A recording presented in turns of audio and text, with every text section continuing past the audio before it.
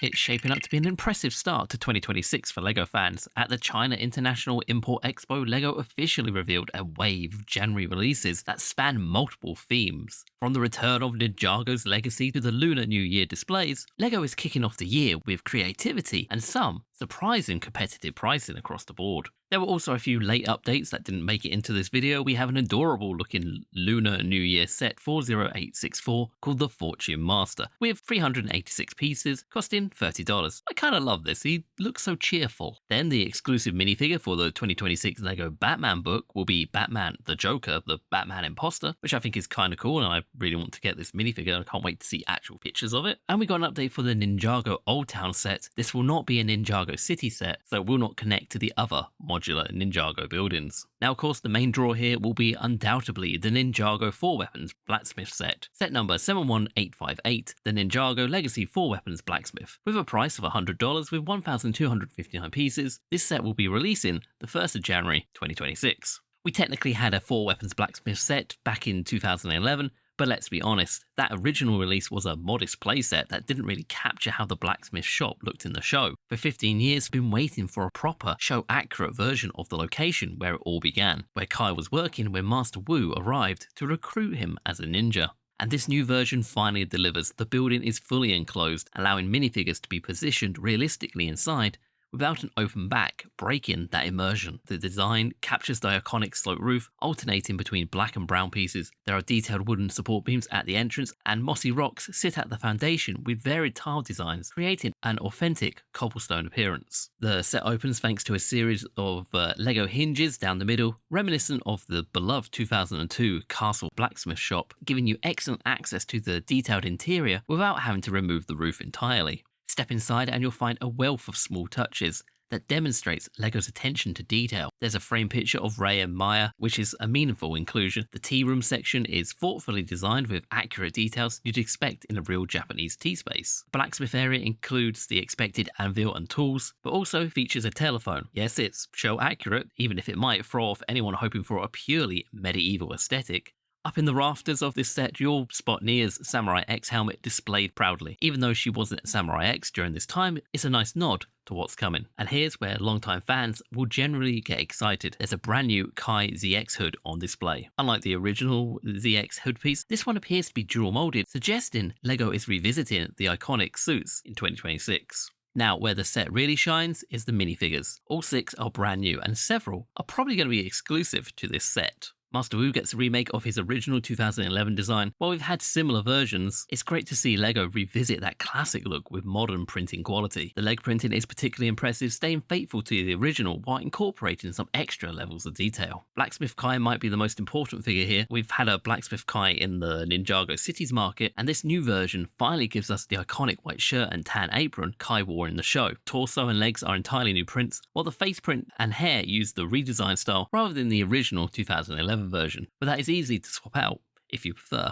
Nia appears in her original Season 1 outfit, complete with her classic bowl cut hairstyle. Unlike the first Legacy wave where she only appeared as Samurai X, this time LEGO is giving her her actual outfit she wore during this time. She uses the newer face print style, but the torso and leg printing appear to be entirely new designs. Ray and Maya, the parents of Kai and Nia, appear in what I think is their Serpentine Wars design. Maya isn't drastically different from the Hands of Time appearance, but Ray has been a highly requested figure for years. While he unfortunately doesn't have any arm printing, the rest of the figure is nearly perfect, with excellent torso and leg printing capturing his blacksmith attire. These characters have only appeared in one previous set from 2017's Hands of Time wave, so having them in this set is particularly exciting. Then there's the bonus 15th anniversary minifigure, the Master of Earth. Cole's grandfather, if you will. This is our first ever physical minifigure of this character, and LEGO have made some interesting design choices. The figure features what appears to be a gold-silver helmet piece, the exact colour is ambiguous in the early images, and an entirely new torso, with some brilliant details extending down to the feet. He comes with a display stand featuring a printed 2x2 tile that reads Ninjago 15th. Interestingly, in the show, the character's torso was clearly just reused from the 2012 Gimli minifigure, a bit of animation cost-cutting that some fans have joked about for years. LEGO has created a proper original print this time, though the face is reused from a LEGO creator set rather than being a completely unique print. While this is not a deal breaker, the bigger question is what this choice means for the other 6 anniversary figures. We know these are coming based on the silhouette shown at the fan media days. If they're all flashback elemental masters from Season 4 and Hands of Time, rather than another set of Golden Ninjas, that's an actual refreshing direction. Though it will be crucial that LEGO doesn't rely too heavily on existing face prints for characters that deserve unique appearances.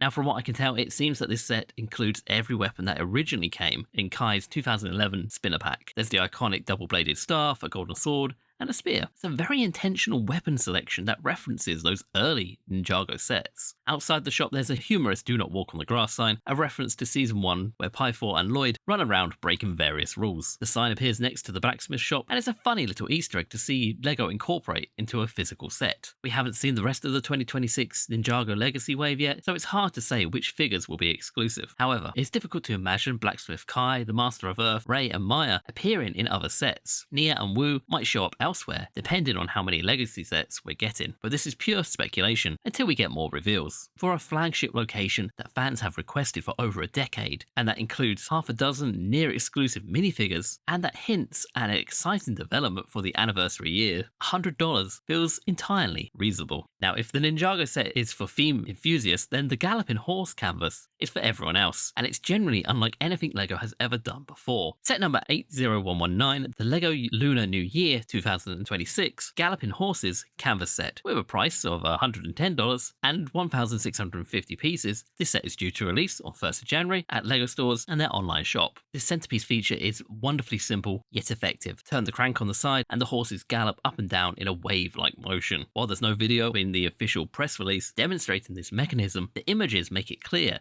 this is a fully functional kinetic sculpture, not just a static display. The horses themselves are beautifully constructed. Their manes flow backward using leaf pieces in darker yellow shades, which is an ingenious usage of parts that create a genuine movement and energy. The face construction uses some interesting techniques to capture that equine feature, and beneath each horse there are recolored Monkey Kids cloud pieces in darker yellow, teal and orange, creating the impression of dust kicked up by galloping hooves. The backdrop is what elevates this from a novelty to a genuine art piece. A large foil effect piece creates the canvas surface, and it's surprisingly seamless. You barely notice it's LEGO from a distance. The canvas is framed by scroll-like elements at the top and is supported by an elaborate stand featuring some intricate tile work in warm colours. The front of the display incorporates a mix of vibrant hues, teal, orange, yellow, that might seem busy in description, but creates an eye-catching dynamic. It's bold, but that's the point. This is meant to grab your attention. The side details include a decorative gate that adds some elegance to the overall presentation. This set includes 2 minifigures. Most excitingly for collectors is the exclusive Year of the Horse figure, wearing a completely new horse mask piece. This continues LEGO's tradition of creating custom Zodiac costume pieces for the Lunar New Year sets, though notably, you could probably achieve something similar using custom pieces from collectible minifigure series. There's also a child minifigure who can observe the galloping mechanism.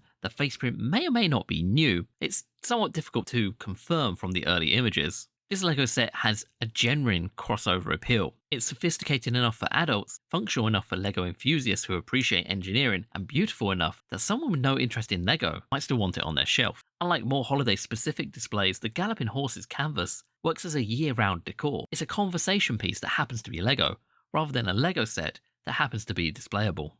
Now for something a little bit more traditional, this holiday offering in the Lunar New Year lineup, set number 80118, the Lunar New Year 2026 Fortune Firecracker set, priced at $90 with 1,039 pieces, again releasing in January 2026. The set constructs a large display of hanging firecrackers that can be mounted on a wall. Press a button in the middle section and the display opens to reveal minifigures and details inside. It's a clever bit of engineering that adds play value beyond being a static decoration. There's a dragon design element in the center section that looks particularly well executed. The tile work throughout maintains the high standard established by previous Lunar New Year sets. However, there's no getting around the repetitive building experience. You're essentially constructing the firecracker element 8 times. If you enjoy meditative, repetitive building, that's a feature. If you find it tedious, that's a significant drawback. The set includes 6 minifigures representing a family, seemingly the same family that appears in the Lunar New Year sets annually. They're posed inside the opening display, and there's a small scene of the family lighting fireworks on grass. It's a nice touch that adds a little bit of context to the display. This is very much a set for people who want Lunar New Year specific decorations. If you're looking for something that you can display all year round, regardless of the season, the Galloping horse set is a better choice. That said, if you celebrate Lunar New Year and want LEGO decorations for the holiday, this is a unique and well-designed option that is more interesting than it might initially appear. One of the most noteworthy aspects of these reveals isn't any individual set, it's the overall pricing philosophy. LEGO appears to be continuing and possibly expanding the trend towards better value that emerged in late 2024 and very early 2025. For years, fans complained about LEGO's pricing creeping upward while the piece count stagnated. These January 2026 releases suggest the company heard that feedback and is making genuine efforts to provide better value across multiple themes, not just in isolated cases. If you're a Ninjago fan, the 4 Weapons Blacksmith is an easy recommendation. It's the set the theme should have released years ago, with minifigures people have requested for over a decade, at a genuinely fair price. The hints about the ZX suits returning and the introduction of legacy anniversary figures makes this feel it's just the beginning of an exciting year for the theme. The Galloping Horse canvas is the surprise standout for its sheer creativity and crossover appeal. It's weird, beautiful, functional, and like anything else in LEGO's catalogue. Even if you have zero interest in the Lunar New Year specifically, this set works as a year-round kinetic sculpture that will inevitably become a conversation starter. The Fortune Firecracker is great if you celebrate Lunar New Year and want holiday-specific decorations, but it's an easy pass otherwise. All these sets released January the 1st, 2026 at LEGO stores and their online store. Based on these reveals, 2026 is shaping up to be an impressive year for LEGO across multiple themes. But I want to hear your thoughts. Which set are you grabbing first? Are you eyeing up that Ninjago set or something else coming out next year? As always, thank you very much for watching, and I hope you have a most wonderful day. Bye!